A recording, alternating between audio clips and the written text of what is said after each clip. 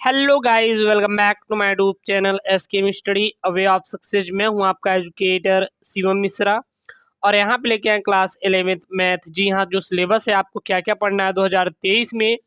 UP board 2023 का है syllabus, जो कि कक्षा 10वीं बच्चे पास हो गए हैं। तो शुरू से लेके लास्ट तक देखेंगे।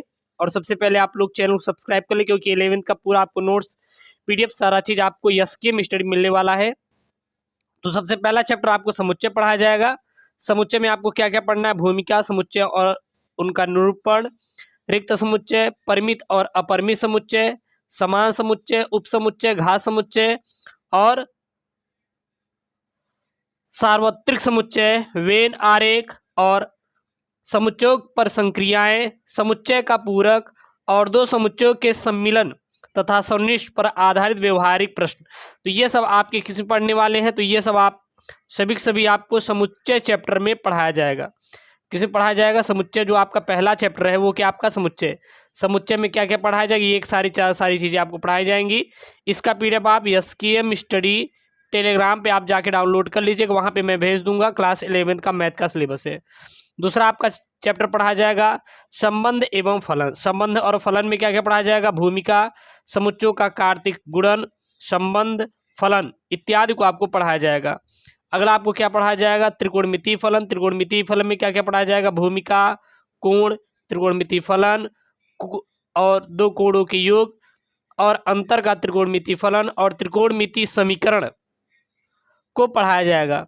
उसके बाद आपका जो चौथा चैप्टर आता है, चौथा चैप्टर आपका कौन सा है? तो वो आपका है गणितीय आगमन का सिद्धांत। तो गणितीय आगमन सिद्धांत जो आपका चौथा चैप्टर है क्लास 11th गणित का, इसमें क्या क्या पढ़ाया जाएगा? तो सबसे पहले आपको भूमिका पढ़ाई जाएगी, फिर उसके बाद प्रेरणा पढ़ाया जाएगा, फिर गणितीय आगमन का सिद्धांत आपको पढ़ाया जाएगा। तो ये क्लास 11th का जो मैथ है वो आपका है सिलेबस पूरा पूरा। आप जो बच्चे हैं 2023 के जो मैथ की तैयारी करेंगे उनके लिए है पूरा पूरा सिलेबस है। उसके बाद आपका जो 5वां अध्याय है वो क्या है? समृद्ध संख्याएं और द्विघात समीकरण। इसमें आपको क्या क्या पढ़ाया जाएगा? भूमिका, इसके बारे में पढ़ाई जाएगी। सम्मिश्र संख्याएं पढ़ाया जाएगा। सम्मिश्र संख्याओं का बीज गणित पढ़ाया जाएगा। सम्मिश्र संख्या का मापांक और संयुग्मी पढ़ाया जाएगा और आर्कट तल और ध्रुवीय निरूपण पढ़ाया जाएगा। और क्या पढ़ाया जाएगा? द्विघात समीकरण भी पढ़ाया जाएगा। किसमें? आपका समृद्ध संख्या और द्विघात समीकरण में। जो आपका 6वां चैप्टर है, 6वां चैप्टर क्या है आपका? वो है आपका रैखिक असमीकाय। रैखिक असमीकाय में क्या क्या पढ़ाया जाएगा? सबसे पहले इसकी भूमिका पढ़ाई जाएगी, उसके बाद असमीकाय पढ़ाया जाएगा, फिर एक चर राशि के रैखिक असमीकाओं का बीजगणितीय हल और उनका आलेखीय निरूपण आपको पढ़ाया जाएगा, फिर दो चर राशियों के रैखिक असमीकाओं का आलेखी हल आपको पढ़ाया जाएगा, उसके बाद दो चर राशियों की असमीका निकाय का हल आपको पढ़ाया जाएगा।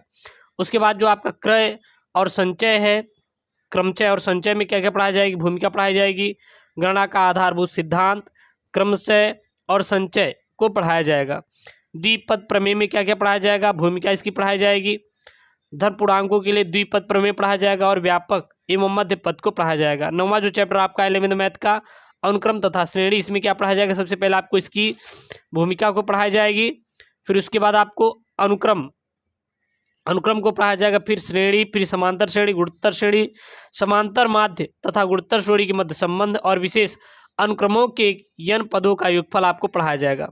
उसके बाद सरल रेखाएं में जो कि आपका 10वां कक्षा 11 की गणित है, इसमें जो कक्षा 11 की 10वां जो चैप्टर है गणित में, इसमें क्या क्या पढ़ाया जाएगा? भूमिका पढ़ाई जाएगी, रेखा की ढाल और रेखा के समीकरण की विविध रूप, रेखा का व्यापक समीकरण, एक बिंदु की रेखा से दूरी आपको पढ़ाया जाएगा। उसके बाद शंकु परिच्छेद जो आपका 11 चैप्टर है कक्षा 11 गणित का, इसमें क्या क्या पढ़ाया जाएगा? भूमिका, शंकु के परिच्छेद, वृत्त, परवलय और दीर्घवृत्त और अति परवलय के बारे में पढ़ाया जाएगा।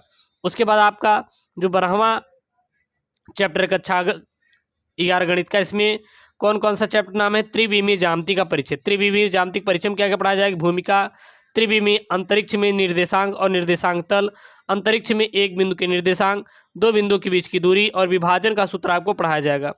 उसके बाद जो आपका 13वां चैप्टर है सीमा और अवकलज, इसमें क्या क्या पढ़ाया जाएगी? भूमिका और अवकलजों का सहजानुभूत बोध, सीमाएं, त्रिकोणमितीय फलनों की सीमाएं और अवकलज के बारे में पढ़ाया जाएगा।